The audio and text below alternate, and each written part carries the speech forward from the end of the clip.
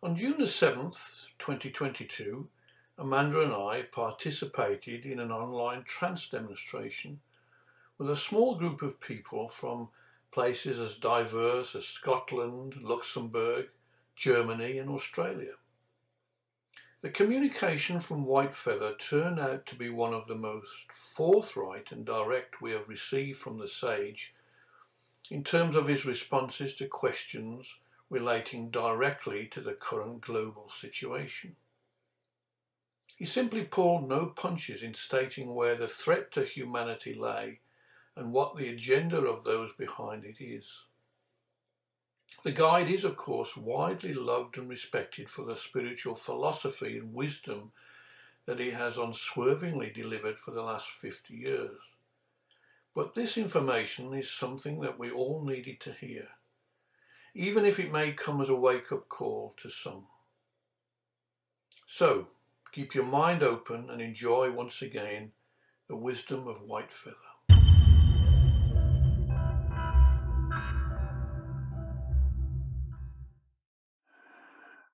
May I greet you all with the supreme light and radiant love of the Great Spirit.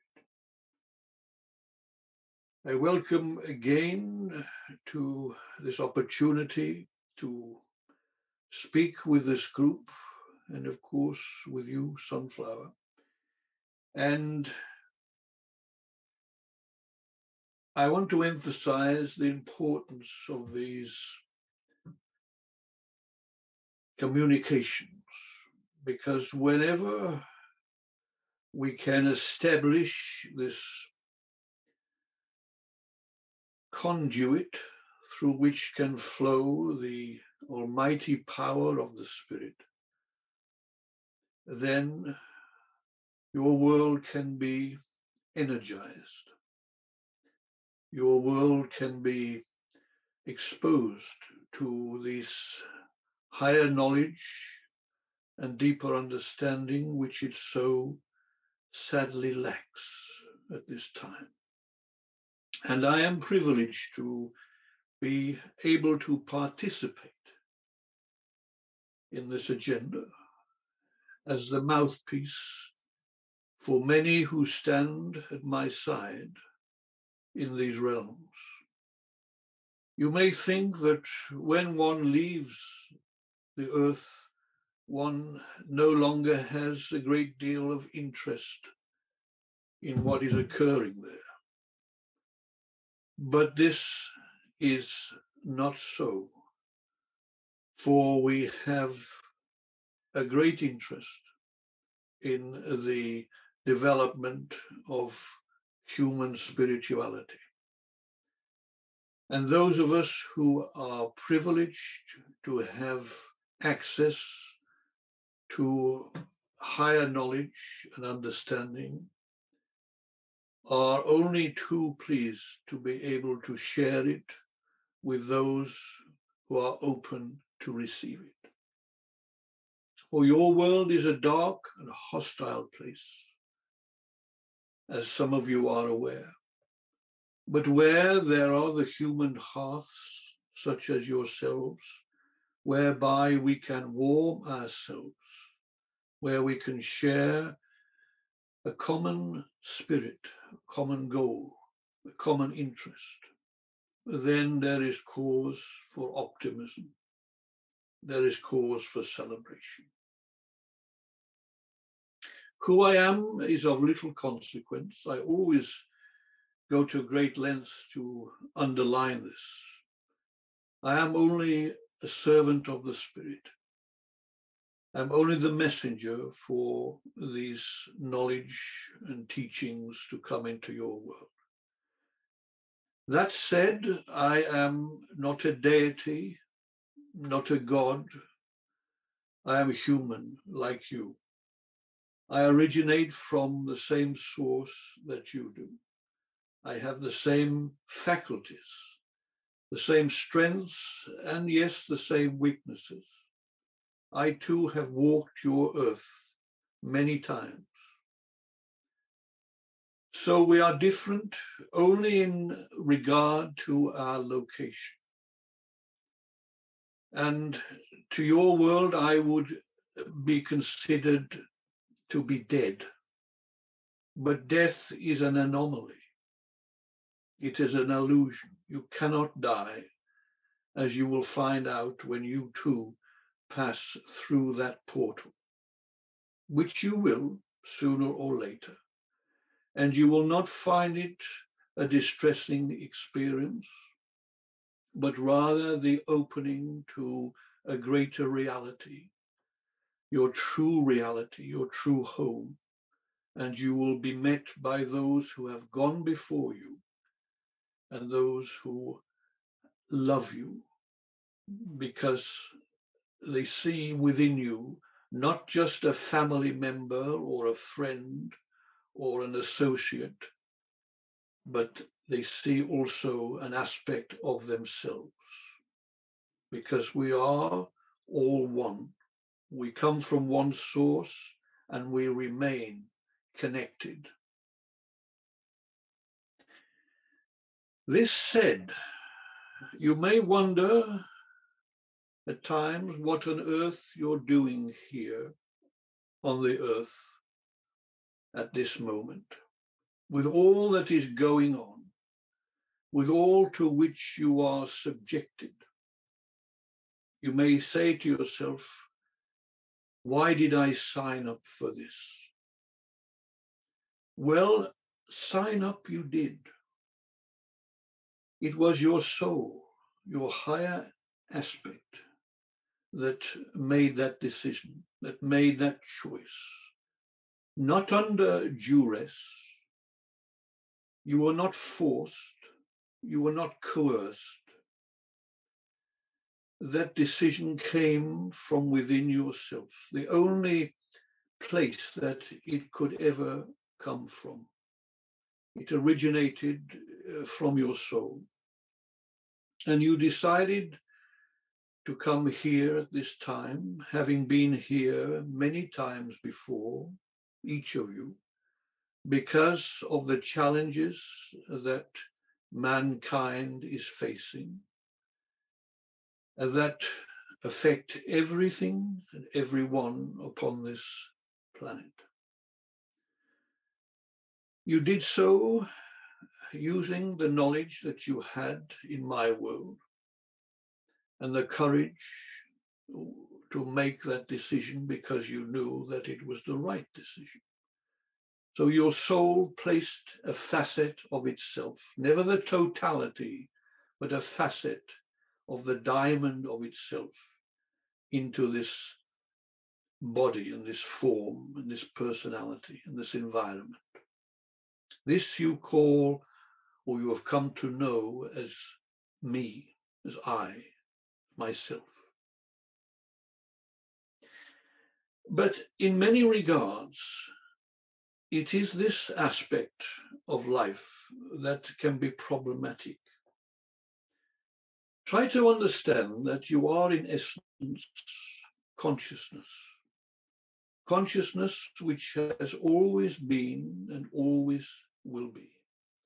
You can label this as awareness, as spirit, as divine being, whatever label suits you. But it has no beginning and it will have no end. It is truly infinite. But a facet of it came into this body at the moment of conception. That connection was established. And you find that through the natural process of birth and the subsequent formative years of learning to adapt to this environment, which in many ways is foreign to the spirit, to learn the language, to learn the culture, to learn to walk, to observe, to communicate, to obtain substance, and to generally adapt and protect yourself with the help of your parents. You begin to acclimatize. to this environment. And this is done through the mental state, through the mind and the emotions. And as wonderful as the mind is, it can be problematic. Let me explain. You each come into a culture.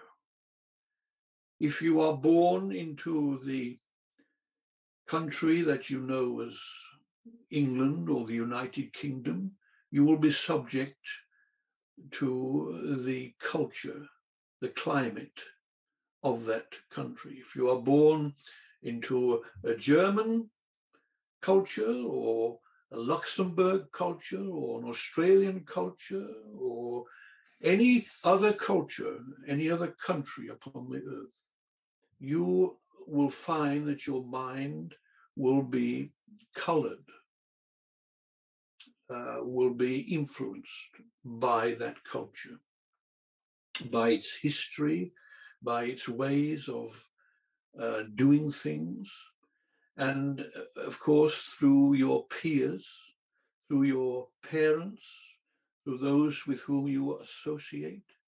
And all of these things contribute through your mind to color your experience.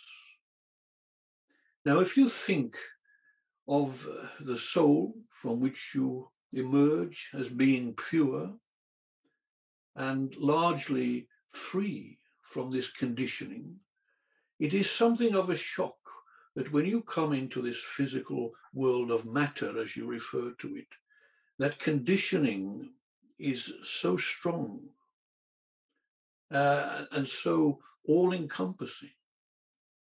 I have often said to people, if you look at life through a pair of tinted spectacles, you have no idea what it's like when those are removed.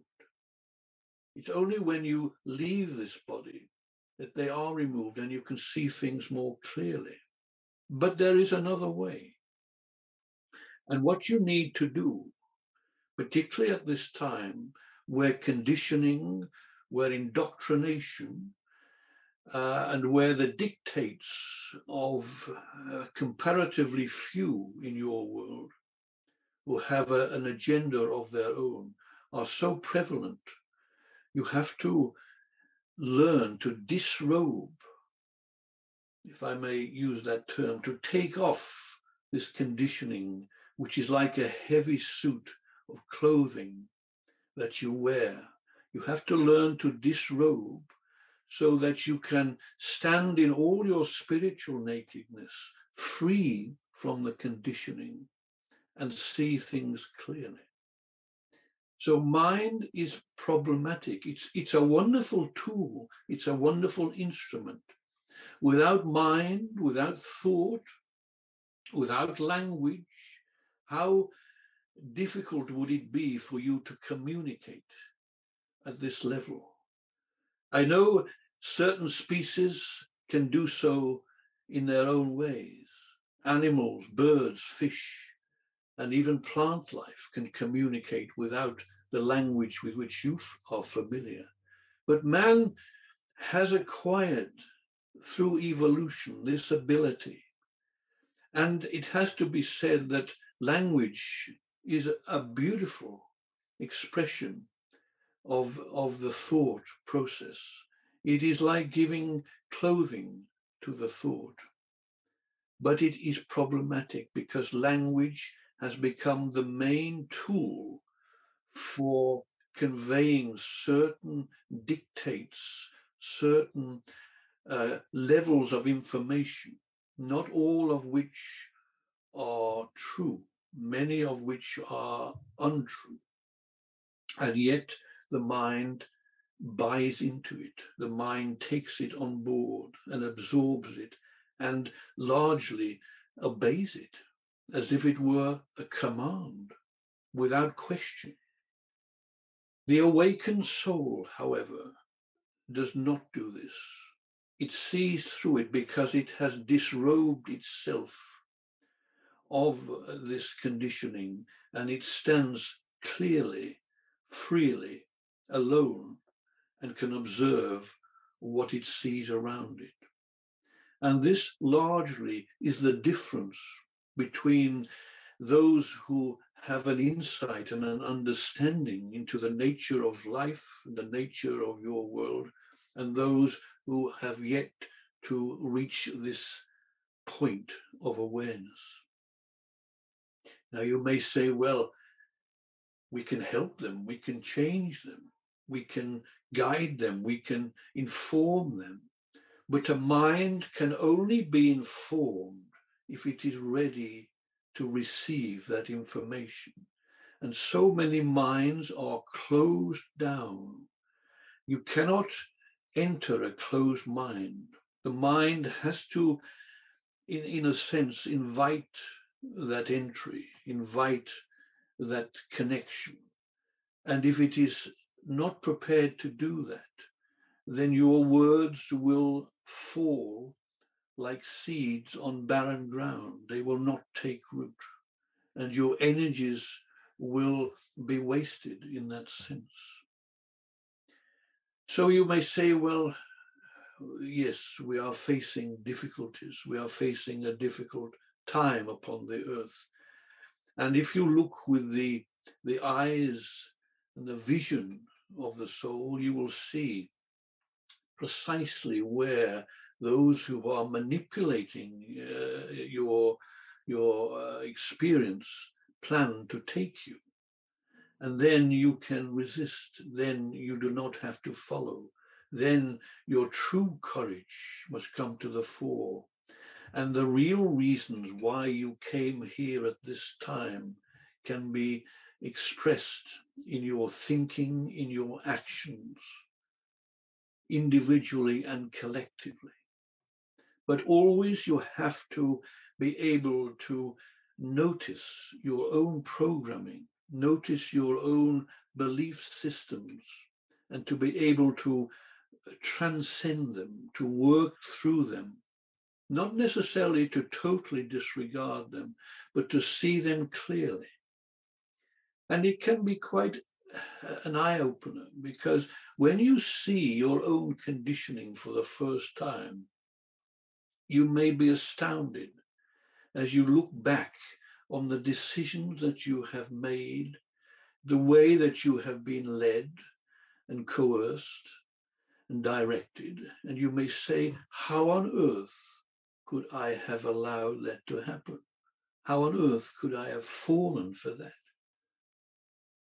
Perhaps a classic example, an ideal example I could give you, are those of you who have been educated into religious beliefs. Certain religions seem to have a monopoly in your world, as though they were accepted as the absolute truth, not to be questioned, to be blindly followed.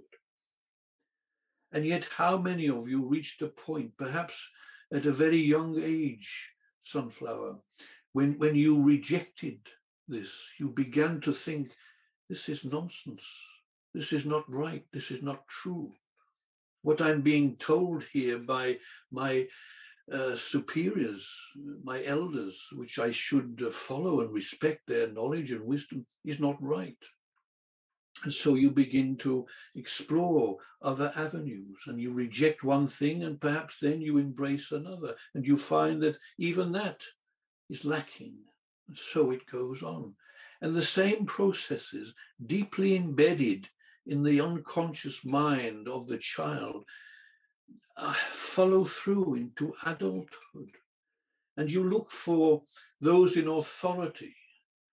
You look for monarchs or politicians or presidents or even religious leaders to guide you, to tell you what is happening in the world and what you need to do and how you should respond. And because of your conditioning, you still follow this.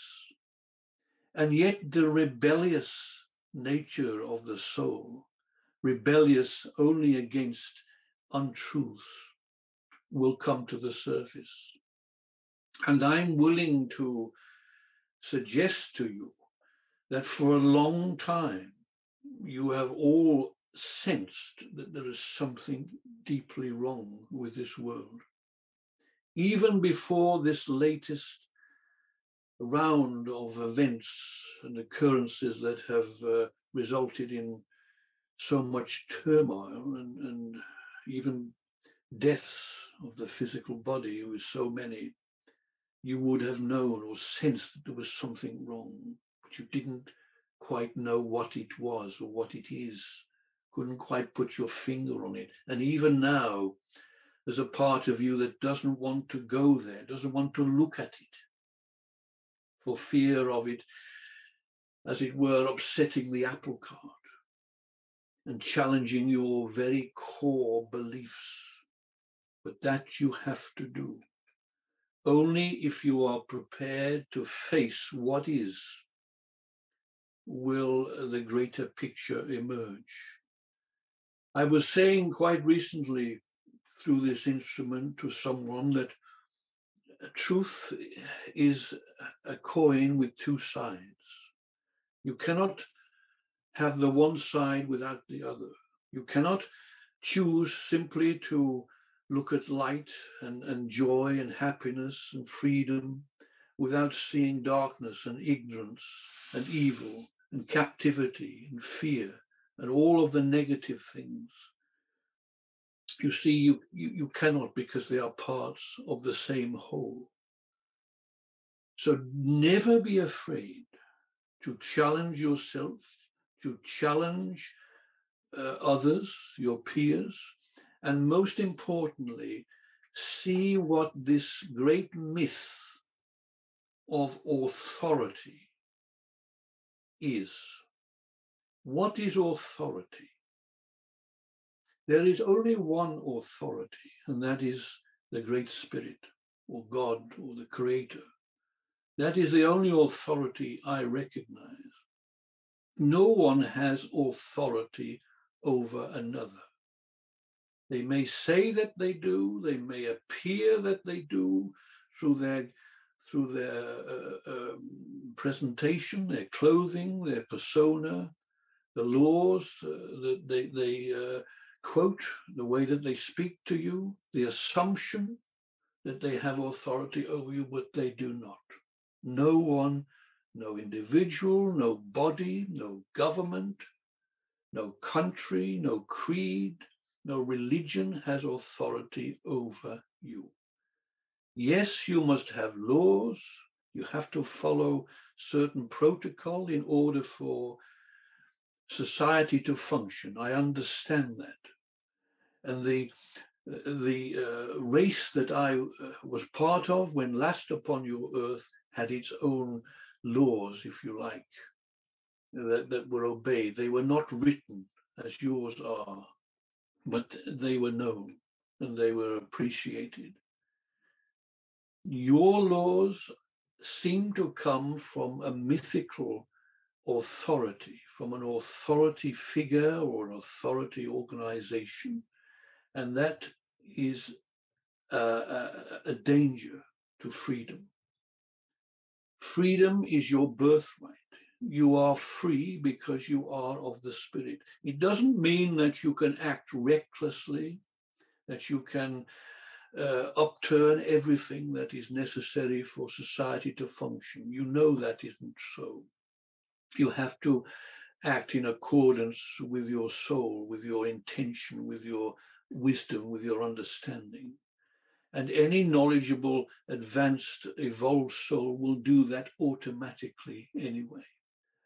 Those of a lower mind, a lower intelligence, or should I say ignorance, tend to be the ones who are disruptive. And in that sense, they have to be restricted. That is understood. But it is when authority gets out of hand, and when those who think they have a divine right to control the lives of others revel in their own self-importance and think that they can dictate to you, that's when it has to be challenged. And it is as important for the aware soul to challenge ignorance at every turn without fear. It is as important to do that as it is to try and live to a spiritual life. You cannot have one without the other. So understand then that yes, you agreed to be here. Your soul agreed to be here. Understand the responsibility that places on your shoulders. We do not ask the impossible.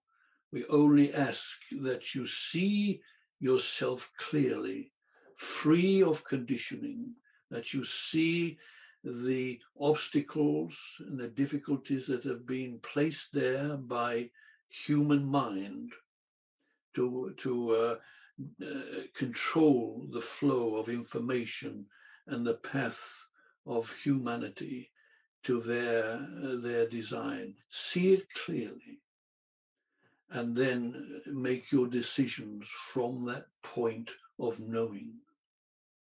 You will always find the answer lies within yourself. If you are aligned to yourself and to the truth within, you will not go far wrong. You may be challenged. You may at times find yourself in difficult situations, but remain true to that higher knowledge, and you will not go far wrong. That is my message to you today. So I hope that will give you further food for thought. Try to understand and remember that you are the Great Spirit itself. You're not separate. There is no external deity. There is no God that has to be appeased or feared. You are that. You are that. That is how powerful you are. There is no power higher than this.